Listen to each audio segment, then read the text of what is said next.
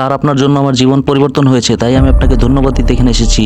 মানে তোমার কথা তো আমি কিছুই বুঝতে পারছি না স্যার। ওই দিন যদি আপনি আমাকে অপমান না করতেন তাহলে হয়তো আমি আজকে এই পর্যায়ে আসতে পারতাম না। লোকটির তখন বেশ কিছুদিন আগের কথা মনে পড়ে গেল।